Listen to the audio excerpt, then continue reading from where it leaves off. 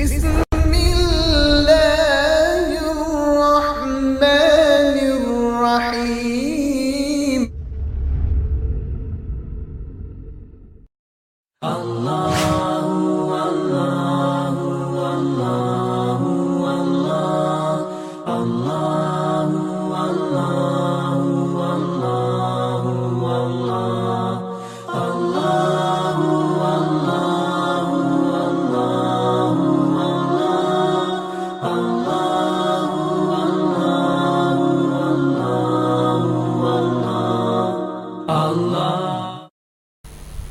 نحمده ونصلي على رسوله خير الأولين والآخرين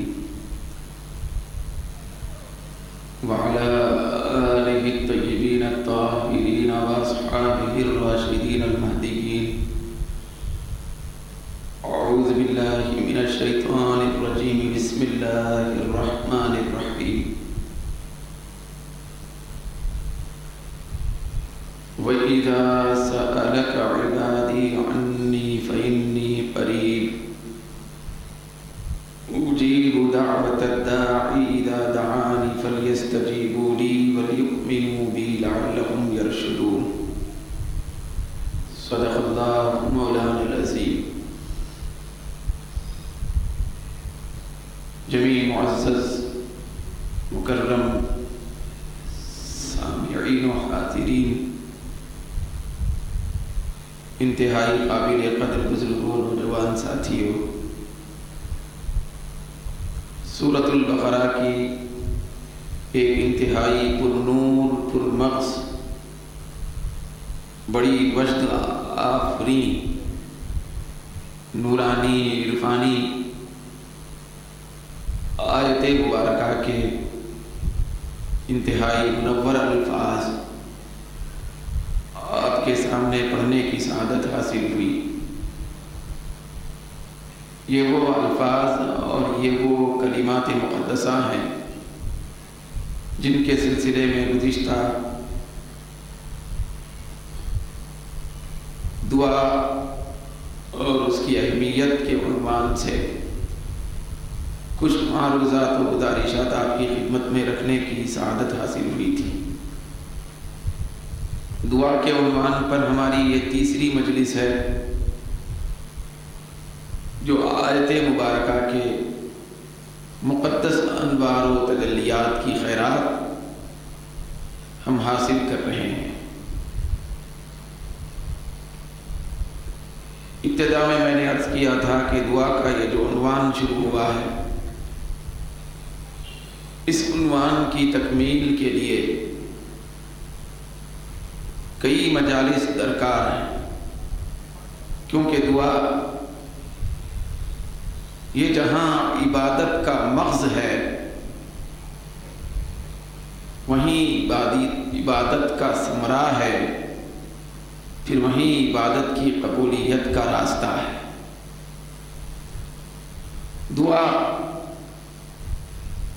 یہ بہت سارے انوار و تجلیات لیے ہوئے ہیں، تو دعا کا عنوان بڑا تفصیل طلب ہوتا ہے. اللہ تبارک و تعالی ہم سب کو قرآن کے فیوز و برکات سے مالا مال فرمائے. سب سے پہلے دوبارہ یہ جو کلمات مقدسہ ہیں ان کی وضاحت اور ان کا ترجمہ آپ کے سامنے رکھنا چاہتا ہوں. اللہ تبارک و تعالی کے اس نورانی ارشاد کا مفہوم یہ ہے کہ اے محبوب، جب آپ سے میرے بندے میرے بارے میں پوچھیں تو بس میں قریب ہی ہوں.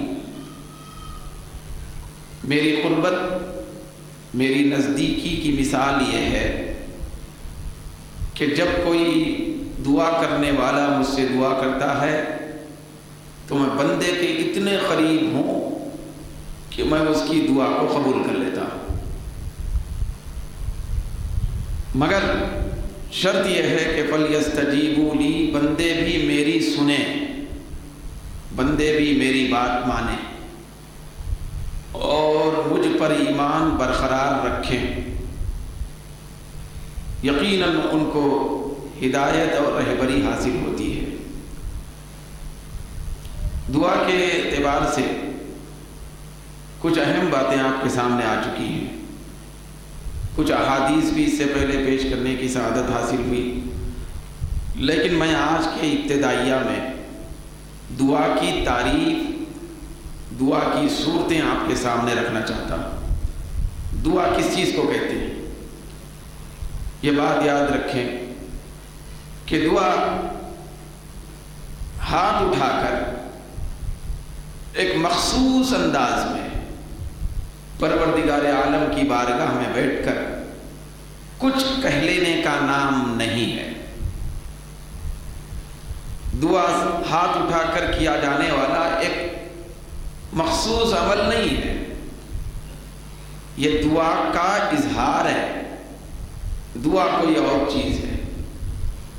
دعا کی تعریف اور حقیقت دعا بتاتے ہوئے حضرت امام فخر الدین رازی رحمۃ اللہ تعالی علیہ اپنی بے مثال مشہور زمانہ تفسیر کبیر میں فرماتے ہیں، یہ دعا کی تعریف ہے۔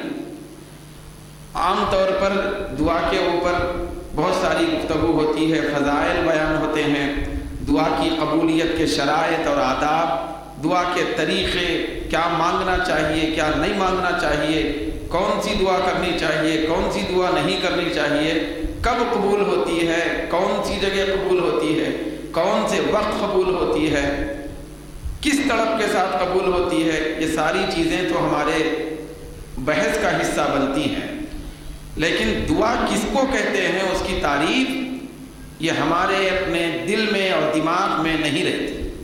دعا کس کو کہا جاتا ہے، دعا کی مخصوص حیتیں اور صورتیں، پھر دعا کی شکلیں کیا ہیں، دعا کے کون سے پہلو ہیں، کس انداز کی دعا ہوتی ہے۔ تو میں اس کی بحث کرتے ہوئے آپ کی گفتگو کا آغاز کرنا چاہتا ہوں۔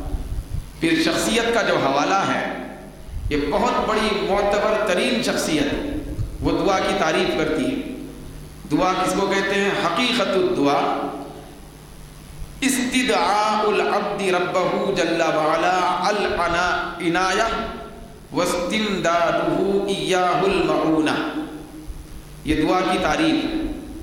اس کا مطلب یہ ہے کہ دعا یہ ہے کہ بندہ اپنے رب سے خصوصی عنایت اور توجہ کی التجا کرے، بندہ رب سے خصوصی توجہ طلب کرے، بندہ اپنے رب سے خصوصی عنایت کی التجا اور گزارش کرے، اور پروردگار عالم سے خاص مدد کا طلبگار بنے، تو اس کو دعا کہتے ہیں۔ پروردگار عالم کی خاص توجہ اپنی طرف کرنے کے لیے اس کی بارگاہ میں معروضہ پیش کرنا کہ مولا ہماری طرف توجہ فرما، خصوصی توجہ فرما، یہ التجا کرنا، پھر ہماری خصوصی مدد فرما، یہ التجا کرنا، اس کو دعا کہا جاتا ہے۔ یہ جو تعریف ہے اس کو ذہن میں رکھتے ہوئے ہم حقیقت دعا کو جاننے کی کوشش کریں۔ دعا کس چیز کا نام ہے؟ ہم اللہ کی بارگاہ میں التجا کریں، گزارش کریں کہ اے اللہ تو اپنی خصوصی توجہ ہماری طرف فرما، اس کا نام دعا ہے۔ دعا ہرگز اس کا نام نہیں ہے ہم ہمارا مسئلہ پیش کریں، ہماری حاجت اور ضرورت اللہ کی بارگاہ میں پیش کرنا، یہ دعا نہیں۔ دعا صرف یہ ہے، حقیقت دعا صرف یہ ہے کہ ہم اللہ سے یہ عرض کریں مولا تو اپنی خاص توجہ فرما دے، اس کا نام دعا ہے۔ ادھر سے ہم رب العالمین کی بارگاہ میں عرض کریں کہ یا ربنا، اے ہمارے رب، تو یہ کہنے کا مقصد اور عرض کرنے کا مقصد یہ ہو کہ ادھر اللہ رب العزت بھی یہ فرما دے کہ اے میرے بندے، بھئی ادھر سے اے میرے رب، ادھر سے اے میرے بندے، اسی کا نام دعا ہے۔ ادھر سے بندہ یہ عرض کرنا کہ اے اللہ، اے میرے پروردگار، یہ پکارنا اس کو، دعا کے معنی پکارنے کے، دعا کے معنی یہ پکارنے کے ہیں، ندا دینے کے ہیں، بلانے کے ہیں۔ تو ہم اللہ کی بارگاہ میں اتنا کہنا، پکارنا، اے اللہ، یہ دعا ہوگی۔ بعد میں مجھے معاف فرما، مجھے رزق دے دے، مجھے علم دے، مصیبت دور کر دے، راحت عطا فرما، کامیابی عطا فرما، جنت عطا فرما، مال دولت اولاد عطا فرما، منصب عطا فرما۔ یہ جتنے الفاظ ہم بعد میں کہہ رہے ہیں اور عرض کر رہے ہیں، یہ دعا نہیں ہے، یہ اپنے مسائل، یہ ہماری ضرورتیں ہیں، یہ ہماری حاجتیں ہیں۔ اللہ کی بارگاہ میں خصوصی توجہ طلب کرنا دعا ہے۔ چنانچہ تفسیر روح البیان میں آتا ہے،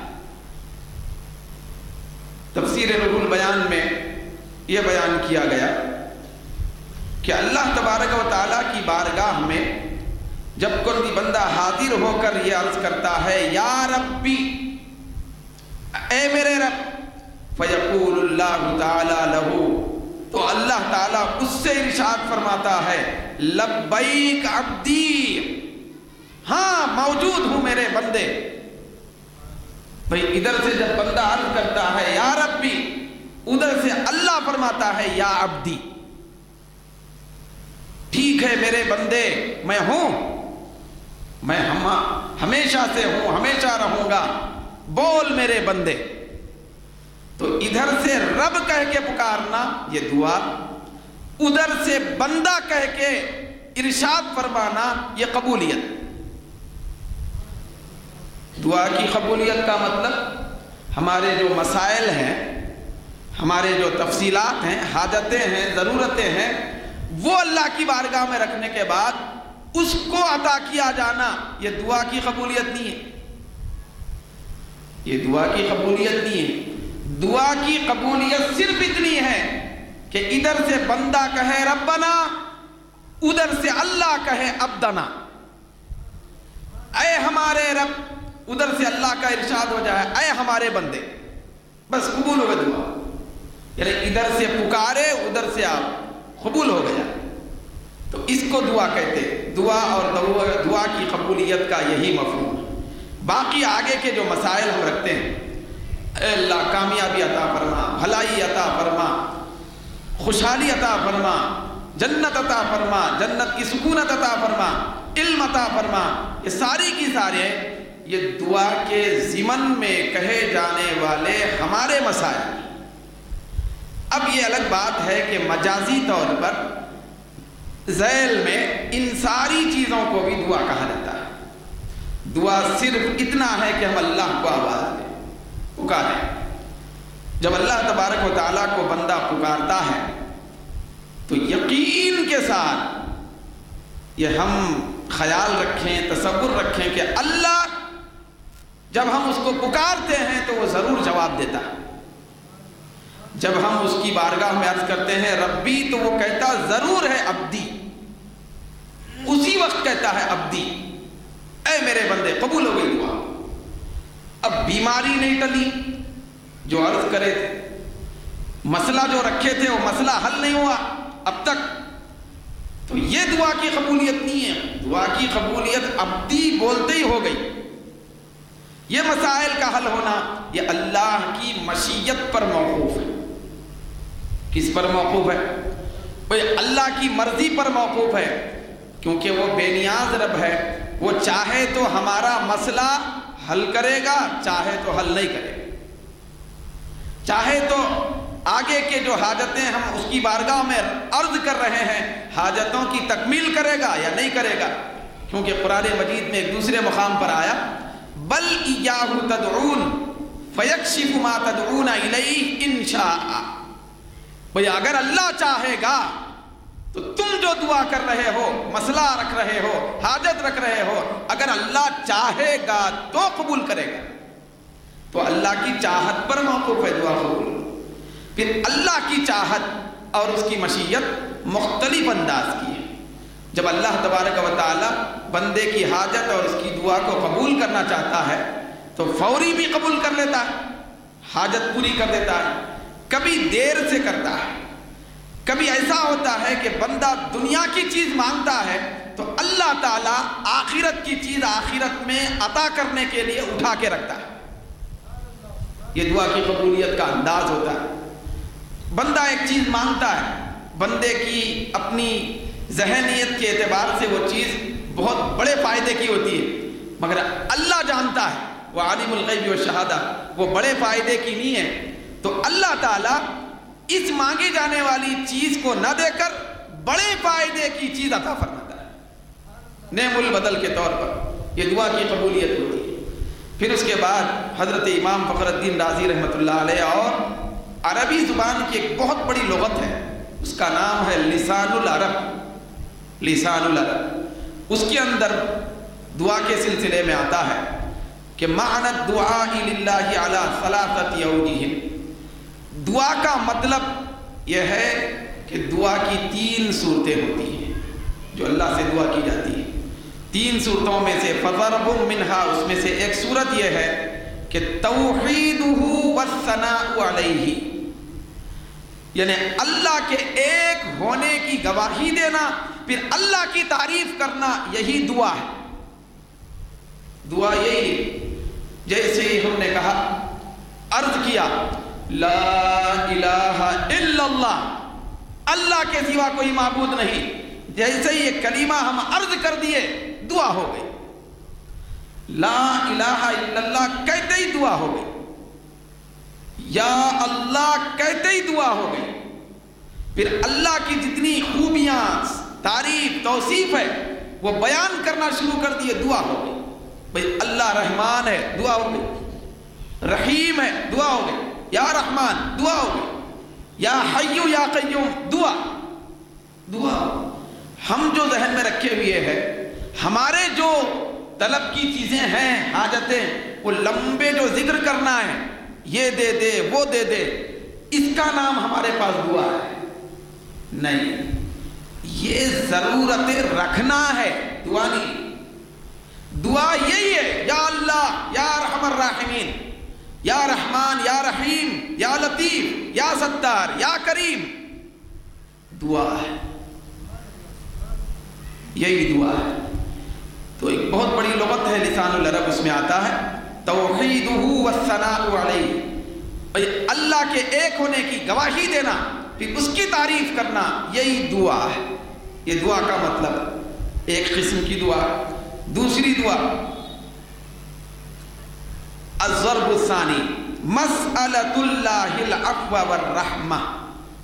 میں نے جو عرض کیا تھا کہ ضمنی طور پر ذیل میں ہمارے جو مسائل ہوتے ہیں، ہماری جو حاجتیں اور ضرورتیں ہم اللہ کی بارگاہ میں رکھتے ہیں، اس کو بھی دعا کہا جاتا ہے، لیکن حقیقت میں دعا یا اللہ کہنا ہے، حقیقت میں دعا اللہم کہنا ہے، حقیقت میں دعا ربنا کہنا ہے، حقیقت میں دعا یا ارحم الراحمین کہنا ہے۔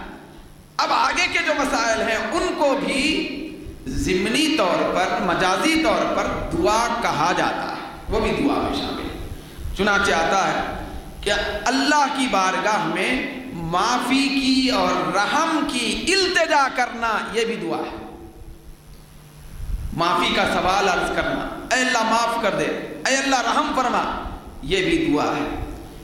پھر اس کے بعد آتا ہے جیسے کہ اللہم اغفر لنا، والضرب الثالث، تیسری توجیہ، تیسرا مطلب دعا کا یہ ہے کہ مسألۃ الحظ من الدنیا کقولک اللہم ارزقنی مالا وولدا۔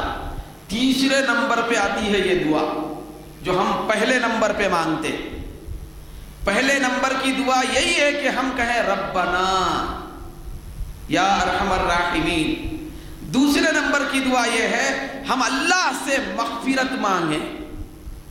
تیسرے نمبر کی دعا یہ ہے کہ ہم اللہ کی بارگاہ سے دنیا میں سے کچھ حصہ مانگیں۔ جیسے ہم عرض کریں اللہم ارزقنی، اے اللہ تو ہم کو عطا فرما، مجھ کو عطا فرما، مالا و ولدا، مال اور اولاد، یہ دنیا۔ دنیا سے تعلق رکھنے والی دعا آخری مرتبے میں ہے، اللہ کو پکارنا یہ دعا پہلے مرتبے میں، مغفرت اور رحم مانگنے کی دعا دوسرے مرتبے میں، دنیا کی طلب کی دعا آخری مرتبے میں، مگر ہماری دعا یہ آخری مرتبے سے ہی شروع ہوتی۔ ہم اللہ کی بارگاہ میں جو دعا کرتے ہیں، دعا کے اکثر الفاظ دنیا سے تعلق رکھتے ہیں۔ دنیا، اے اللہ مجھ کو دنیا میں یہ ترقی عطا فرما، دنیا کا یہ علم عطا فرما، یہ منصب عطا فرما، یہ تجارت، یہ فائدہ، یہ صلاحیت، مال، اولاد، گھردار، معیشت، یہ عطا فرما۔ یہ دنیا سے تعلق رکھنے والی جو دعا ہے، اس کو تیسرے نمبر پہ بیان کیا گیا، اس کو ہم پہلا نمبر دے دیے۔ پھر ہمارا طریقہ کار اس سے عملی طور پر بھی جو ہم ثبوت دیتے ہیں اس سے بھی اس کا پتہ چلتا ہے۔ مثال کے طور پر ہماری ترجیح جو بدل گئی، ہماری ترجیح کیا ہونا تھا؟ ہماری ترجیح یہ ہونا تھا کہ بس ہم اللہ کی بارگاہ میں یہ عرض کر دیے کہ یا اللہ، یا ربنا، یا ارحم الراحمین، ختم، خاموش، بس باقی کا سب وہ جانتا ہے، سب اس کو معلوم ہے، اس کو وہ سب معلوم ہے جو ابھی ہم مانگنے والوں کو نہیں معلوم۔ ہم 10 سال کے بعد کیا دعا کرنے والے ہیں معلوم نہیں؟ معلوم ہے، اس کو معلوم ہے کہ 10 سال کے بعد یہ بندہ مجھ سے کیا مانگنے والا، اس کی بارگاہ میں اس لیے یا ارحم الراحمین کہہ کے خاموش بیٹھنا یہ بہت بڑی دعا ہے، بہت بڑے اونچے منصب کی دعا ہے۔ یا اللہ، بس ختم، زبان بند، باقی سب معلوم ہے۔ دوسرے نمبر کی دعا اگر مانگنا ہی چاہ رہے ہیں، دوسرے نمبر پہ رکھا گیا اللہم اغفر لی، اللہم ارحمنی، یہ دعا، اے اللہ مغفرت فرما، رحم فرما۔ اس کا تعلق کس سے ہے؟ مغفرت اور رحم کا تعلق کس سے ہے؟ یہ آخرت سے، وہ آخرت کی رحمت، پھر آخرت کی مغفرت، مغفرت تو وہی ہونے والی، مغفرت کی دعا بہت بڑا درجہ ہے، مگر اس درجے کو ہم آخری درجہ بھی نہیں دیتے۔ کیسے؟ ایک مثال سے عرض کروں۔ مثال کے طور پر ہم بیٹھے ہوئے دیوان خانے میں بیٹھے ہوئے یا دکان میں بیٹھے ہوئے،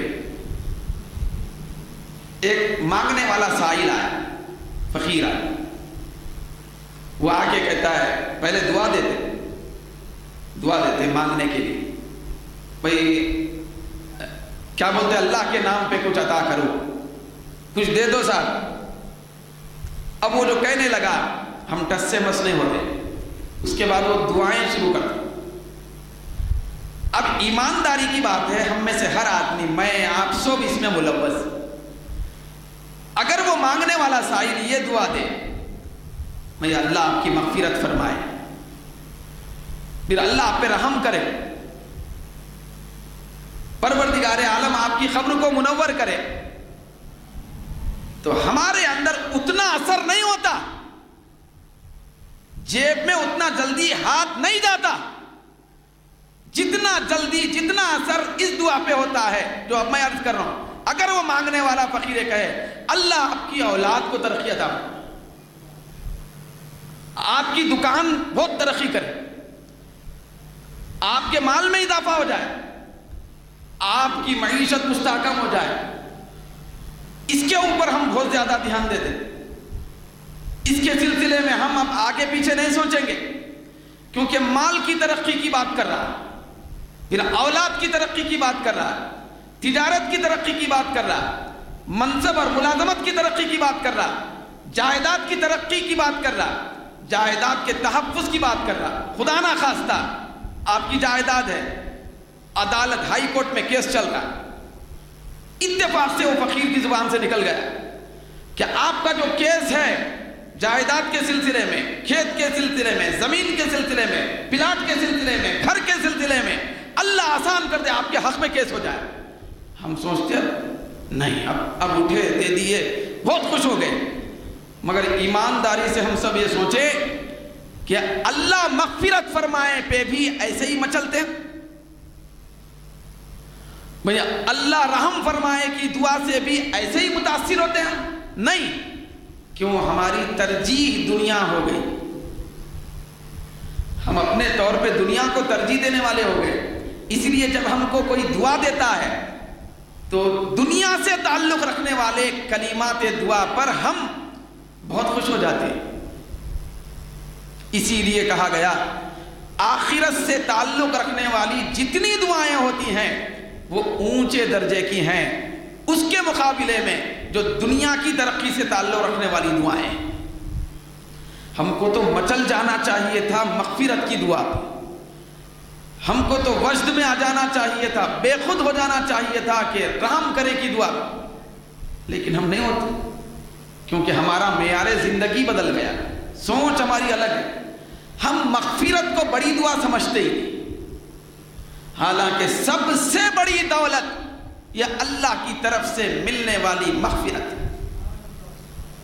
ہے۔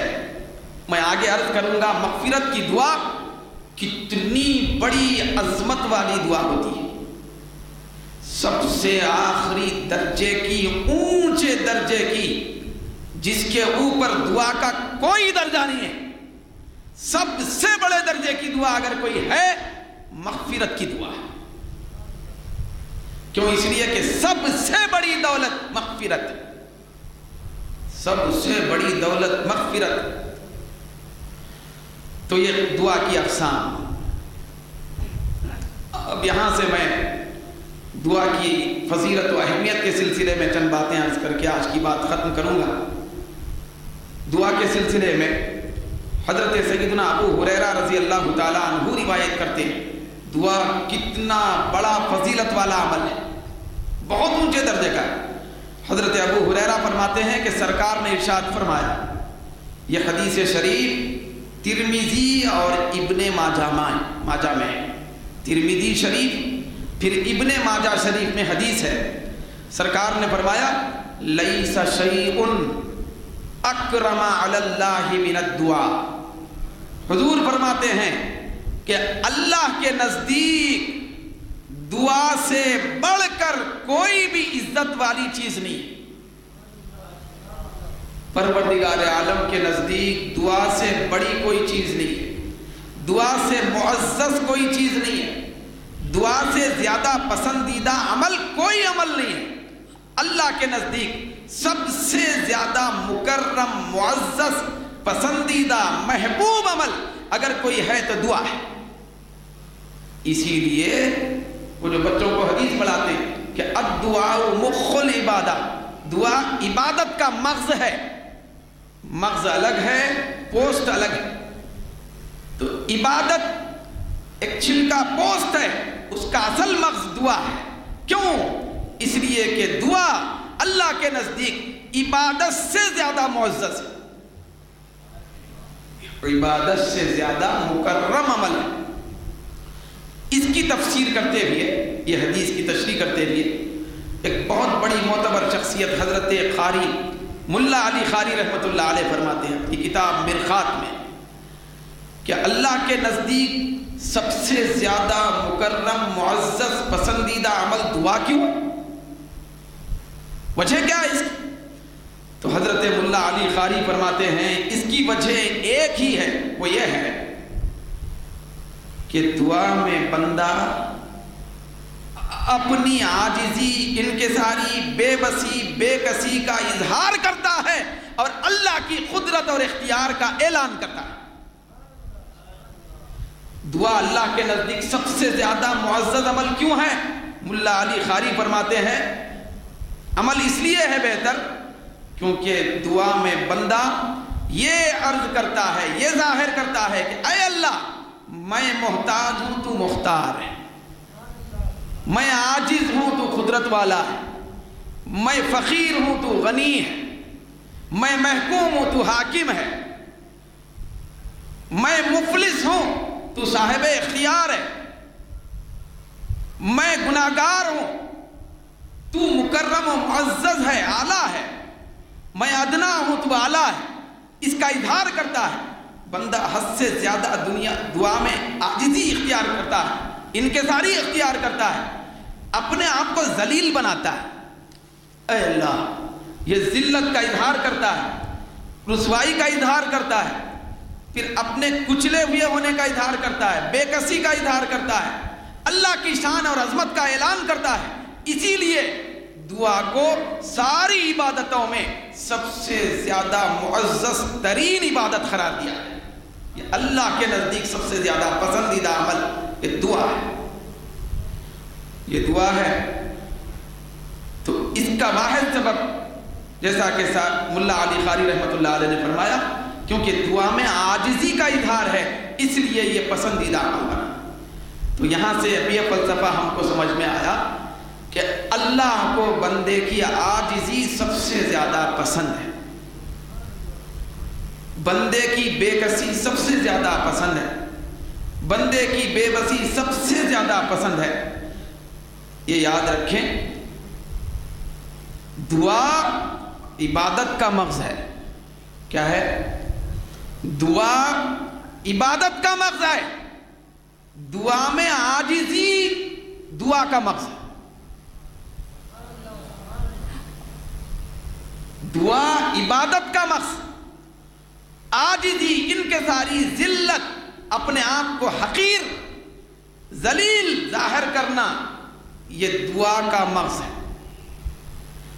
یاد رکھیں، دعا اسی وقت بنتی ہے جب بندے کے اندر عاجزی ہوتی ہے، بندے کے اندر ذلت ہوتی ہے، ذلت کا تصور ہوتا ہے، بندے کے اندر بے کسی بے بسی کا خیال ہوتا ہے، تو اسی وقت وہ دعا بنتی ہے۔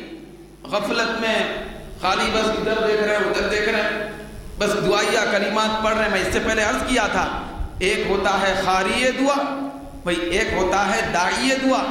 دعا کرنے والا الگ ہوتا ہے، دعا پڑھنے والا الگ ہوتا ہے، دعا کے کلمات بولنے والا الگ ہوتا ہے۔ بے خیالی میں، بے دھیانی میں، غفلت میں نہ عاجزی کا تصور، نہ بے بسی کا خیال، نہ اپنے آپ کو حقیر سمجھنا ہے، نہ بے بس سمجھنا ہے، بس اللہ کی بارگاہ میں ربنا آتنا فی الدنیا حسنہ وفی الآخرۃ حسنہ وقنا عذاب النار، اس کو کہہ لینے کا نام ہرگز ہرگز دعا نہیں۔ دعا بنتی ہی ہے عاجزی کے اظہار سے۔ جس دعائیہ کلمات میں عاجزی نہ ہو، بے بسی نہ ہو بندے کی، دعا ہی نہیں۔ روح دعا عاجزی ہے، یہ روح دعا ہے۔ اب یہاں میں یہ بات عرض کروں،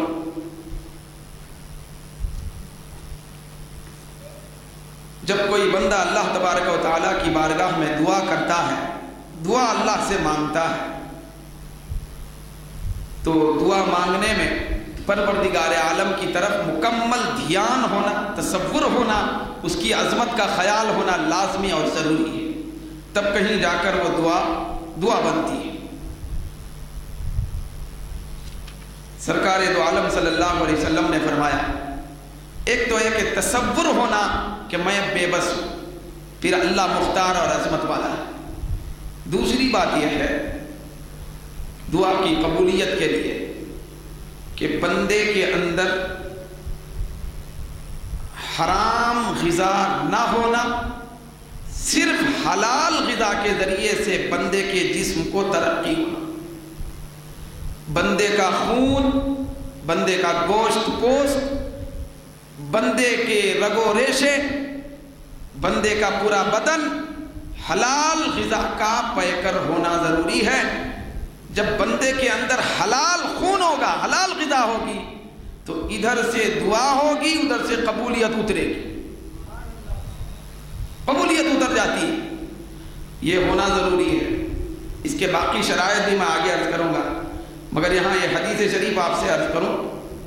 سرکار دو عالم صلی اللہ علیہ وسلم نے فرمایا کہ الرجل یطیل السفر، بھئی آدمی لمبے لمبے سفر کرتا ہے، مارے ادھر ادھر پھرتا ہے، پھر کے کیا کرتا ہے؟ یمد یدہ الی السماء، ادھر ادھر پھرتے پھرتے جنگل میں، شہر میں، دیہات میں، اجنبی مقامات میں پھر کے وہ اپنے ہاتھوں کو آسمان کی طرف اٹھا کر دعا کرتا ہے۔ یہ اس لیے منظر سرکار نے پیش کیا، جب آدمی ادھر ادھر بھٹکا ہوا ہو، پریشان حال ہو تو پریشانی میں تو ادھر ادھر پھرتا، جب تک آسانی ہے گھر میں صوفے پہ بیڈ پہ اچھا آرام کرتے رہتا ہے، یہ ادھر ادھر پھرنا یہ بتا رہا ہے کہ پریشانی ہے، کبھی ادھر جا رہا ہے کبھی ادھر جا رہا ہے، لمبے لمبے سفر کر رہا ہے، دل کو سکون نہیں مل رہا ہے، پریشانیاں ایسے آ گئے، مصائب ایسے آ گئے، بے قراری کا عالم ہے، پھر وہ اپنے ہاتھوں کو آسمان کی طرف اٹھاتا ہے، حدیث ہے آسمان کی طرف ہاتھ اٹھاتا ہے، حالت کیا ہے؟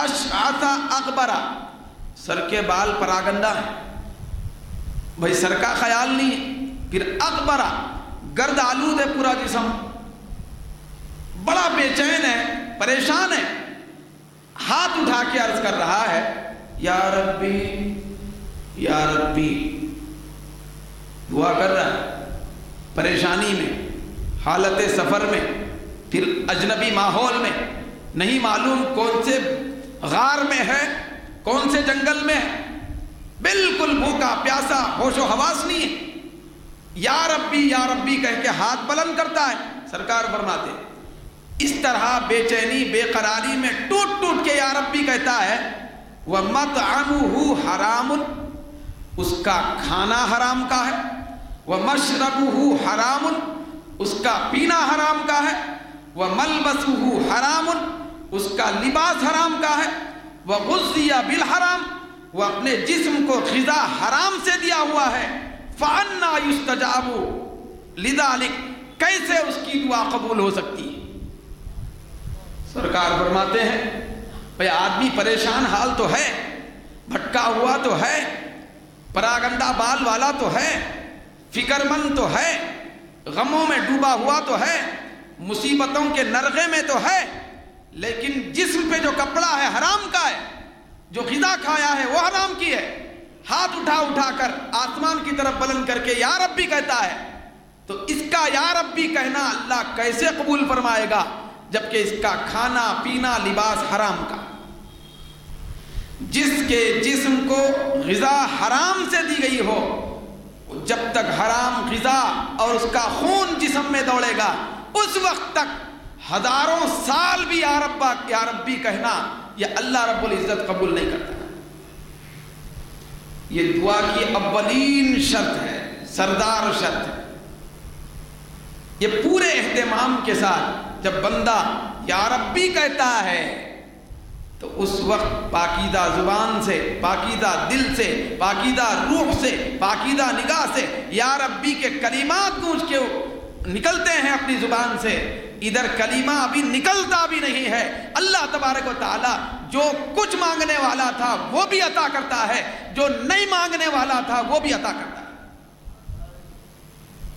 صاف ستھری زبان ہو، صاف ستھرا دل ہو، صاف ستھری نظر ہو، صاف ستھری فکر ہو، صاف ستھری ذہنیت ہو، خیال صاف ستھرا ہو، روح پاکیزہ۔ شرائط بتائے گا، تفسیر روح البیان میں یہاں تک آتا ہے دعا کی قبولیت اگر کوئی بندہ چاہتا ہے فوری قبول ہو جائے، تو بندہ اگر یہ چاہتا ہے تو سب سے پہلے اپنے اخلاق ذمیمہ کو دور کرنا ضروری ہے، برے اخلاق چھوڑنا، برے اخلاق، پھر اس کے بعد نورانی جو اچھے اخلاق ہیں، سرکار کے اخلاق، اس کو اپنانا، کردار اچھا بنانا، پھر اللہ کے ذکر میں لگے رہنا، زبان کو ذکر الہی میں ہمیشہ تر رکھنا، پھر اپنے دل کو اللہ کی یاد سے منور کر لینا۔ جب بندہ اس کیفیت میں ہوتا ہے تو دعا کے کلمات نکلنے سے پہلے قبول ہو جاتے ہیں، نکلنے سے پہلے قبول ہو جاتے ہیں۔ بعض وقت ایسا بھی ہوتا ہے بندے کی دعا اللہ تعالیٰ قبول کرنا چاہتا ہے اور کرتا بھی ہے، پورے شرائط کے ساتھ دعا کر رہا بندہ، پورے یکسوئی کے ساتھ دعا کر رہا ہے، التجا، عاجزی، انکساری، حلال کھا کے دعا کر رہا ہے، لیکن اس کے باوجود بھی پروردگار عالم فی الفور اس کی دعا کو قبول نہیں کرتا۔ اس میں بہت بڑی حکمت ہوتی ہے۔ ہمارے ذہن کو ذرا صاف رکھیں، صاف کرنے کی ضرورت ہے۔ ہم فجر میں دعا کر رہے ہیں، ظہر میں، عصر میں، مغرب میں، عشاء میں، عید میں، چاند میں، رمضان میں، متبرک راتوں میں، دعا ہی قبول۔ وہ جو مطلوب چیز تھی نا جو مانگے اب تک نمبر نہیں آیا بھائی، قبول نہیں ہوا. تو اس کے بارے میں سرکار فرماتے ہیں جس طرح دعا فوری قبول ہونا یہ بہت بڑا اعزاز ہے، بہت بڑی اللہ کی عطا ہے، اس سے بڑی عطا فوری قبول نہ ہونا ہے. فوری قبول نہ ہونا یہ بہت بڑے کرم نوازی کی بات ہے. اب یہ لطف کی حدیث ہے، حدیث شریف میں آتا ہے کہ ان العبد یدعو اللہ سبحانہ وتعالی وہو یحبہ، بے شک بندہ، سرکار فرماتے بے شک بندہ اللہ سے دعا کرتا ہے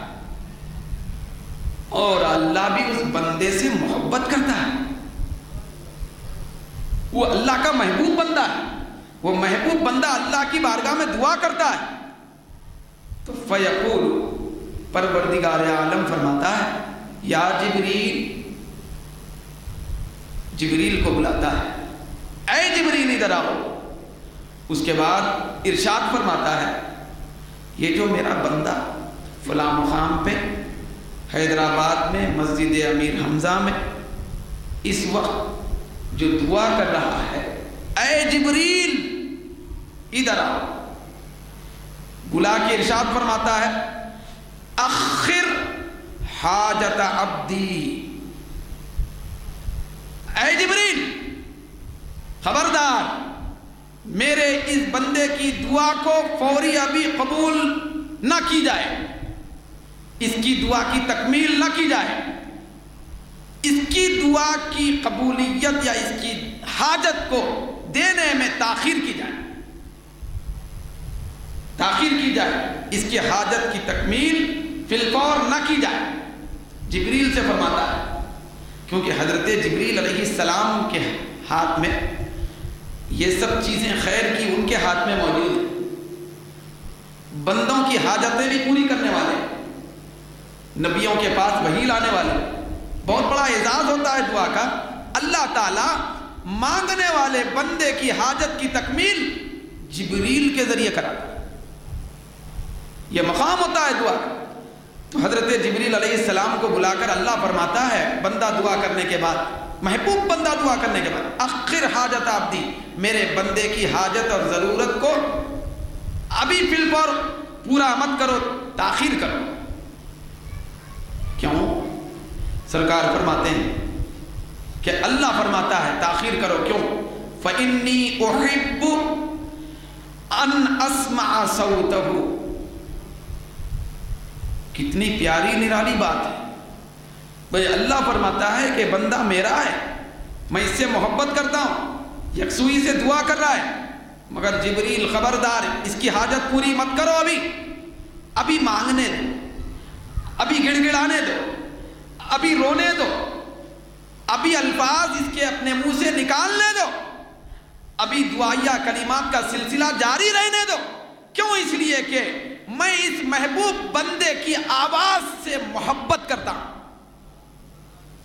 میں اس کی آواز کو چاہتا ہوں. فوری دے دیں گے تو دعا کے سلسلے میں جو آواز نکل رہی ہے آواز بند ہو جائے گی. بندہ ہاتھ وَسَلَامٌ عَلَى الْمُرْسَلِينَ وَالْحَمْدُ لِلَّهِ رَبِّ الْعَالَمِينَ یہ کہہ کے دعا کو ختم کر دے گا، آواز بند ہو جائے گی. میں اس بندے کی دعائیہ الفاظ کی آواز کو بہت پسند کرتا ہوں، تو اسی لیے اس کی آواز مجھے بہت اچھی لگتی ہے، لہذا دعا کی تکمیل اور اس کی حاجت کی تکمیل میں تاخیر کرو، فوری مت دو تاکہ اور کہے.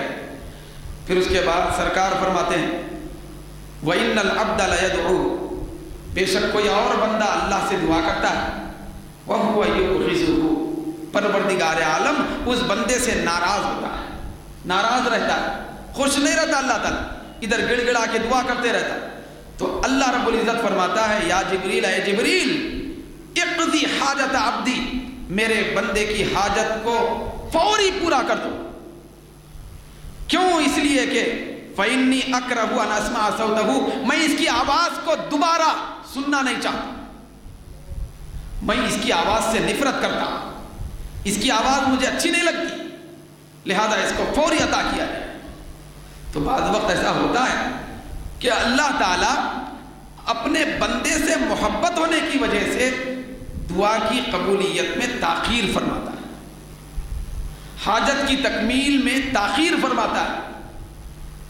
پھر آقا دو جہاں صلی اللہ علیہ وسلم نے فرمایا کبھی ایسا بھی ہوتا ہے کہ اللہ تبارک و تعالیٰ کی جانے والی دعا کو آخرت کے لیے اٹھا کے رکھتا ہے۔ بندہ یہاں کی ترقی مانگتا ہے، اللہ تعالیٰ اس سے خوش ہو کر یہاں کی ترقی اس کو نہ دے کر آخرت کی ترقی عطا فرماتا ہے۔ مگر مانگنے والے بندے کو کیونکہ پہچان، اس کو علم نہیں رہتا، شعور نہیں رہتا، وہ سمجھتا ہے میری دعا ہی قبول نہیں ہو رہی، ادھر دعا اس سے بڑے بڑے انداز میں قبول ہوتی رہتی۔ بندہ یہاں کی تجارت مانگتا ہے، پروردگار عالم اس بندے کے لیے وہاں جنت بنا دیتا ہے۔ بڑی دعا ہو گئی، قبولیت بڑی ہو گئی، تو اس طرح کا معاملہ بھی ہوتا ہے۔ تو غرض کے دعا یہ اللہ تبارک و تعالیٰ کی بارگاہ میں کیا جانے والا ایک بہت بڑا عمل ہے، بہت بڑا عمل ہے۔ ایک حدیث میں آتا ہے، حضرت سیدنا سلمان فارسی رضی اللہ تعالیٰ عنہ روایت کرتے ہیں، سرکار فرماتے ہیں ان ربکم حی کریم، بے شک تمہارا رب بڑا حیا والا ہے، تمہارا خدا تمہارا پروردگار بڑا حیا والا ہے، کریم بڑے کرم والا ہے، یستحیی من عبدہ، اللہ تعالیٰ اس بندے سے شرماتا ہے، حیا فرماتا ہے، کب؟ اذا رفع یدیہ، جب کوئی بندہ اپنے ہاتھوں کو اس کی بارگاہ میں اٹھاتا ہے، ان یردہما صفرا، اللہ حیا فرماتا ہے کہ اس بندے کے اٹھائے ہوئے ہاتھوں کو خالی کر کے واپس کر دے۔ اللہ ہرگز نہیں چاہتا کہ بندے کے اٹھے ہوئے ہاتھ خالی جائیں، کیونکہ ہاتھ کہاں اٹھے ہوئے ہیں؟ قادر مطلق کی بارگاہ میں، احکم الحاکمین کی بارگاہ میں، بے نیاز رب کی بارگاہ میں۔ اللہ نہیں چاہتا، پھر اللہ تعالیٰ شرماتا ہے کہ میرے بندے کے ہاتھ خالی چلے جائیں، تو ہاتھ خالی جانے سے پہلے ان ہاتھوں کو نعمتوں اور کرم نوازیوں سے بھر دیتا ہے۔ یہ الگ بات ہے کہ وہ دکھتا نہیں، ضرور اللہ رب العزت عطا فرماتا ہے۔ ایک حدیث شریف میں آتا ہے، یہ حدیث شریف کنز الاموال کی ہے، حدیث کی معتبر ترین کتاب، حضرت عائشہ صدیقہ رضی اللہ تعالیٰ عنہا سے روایت ہے، وہ فرماتی ہیں کہ آقا دو جہاں نے فرمایا، کیا فرمایا؟ اذا قال العبد یا ربی یا ربی، جب بندہ اللہ کی بارگاہ میں عرض کرتا ہے اے میرے پروردگار، اے میرے پروردگار، قال اللہ تعالی، اللہ تعالیٰ فرماتا ہے لبیک عبدی، موجود ہوں میرے بندے، سل تعطا، مانگ تجھے دیا جائے گا۔ ادھر بندہ یا ربی کہنے کی دیر ہے، ادھر سے عبدی کہتا ہے، پھر یہ بھی فرماتا ہے کہ مانگ تجھے دیا جائے گا، تجھے دیا جائے گا۔ سرکار کائنات صلی اللہ علیہ وسلم ایک راستے سے گزر رہے تھے، گزرتے گزرتے آپ نے ملاحظہ فرمایا کہ ایک شخص کہہ رہا ہے یا ارحم الراحمین، یا ارحم الراحمین، بار بار عرض کر رہا ہے دعا میں، یا ارحم الراحمین، بس آواز دے رہا اللہ۔ سرکار دو عالم نے فرمایا کہ اے یا ارحم الراحمین کہنے والے، میری نگاہیں دیکھ رہی ہیں کہ اللہ کی پوری رضا تیری طرف متوجہ ہو چکی ہے، اب آگے مانگ، جو مانگے گا اللہ دینے والا ہے۔ صرف یا ارحم الراحمین کہنے پر اللہ تبارک و تعالیٰ کی پوری توجہات، پورے التفاتات، پوری خصوصی عنایات اس بندے کی طرف متوجہ ہو جاتی یا ارحم الراحمین پر۔ تو یہ دعا اتنا زیادہ بندے کو باکمال بنا دیتی، بہت باکمال بنا دیتی۔ تو اس دعا کو ہم اختیار کرنے کی ضرورت ہے۔ دعا کرتے رہنا ہمارا کام ہے، دعا کسی بھی نرالے انداز میں قبول کرنا یہ اس کا کام. دعا کرتے رہنا، مانگتے رہنا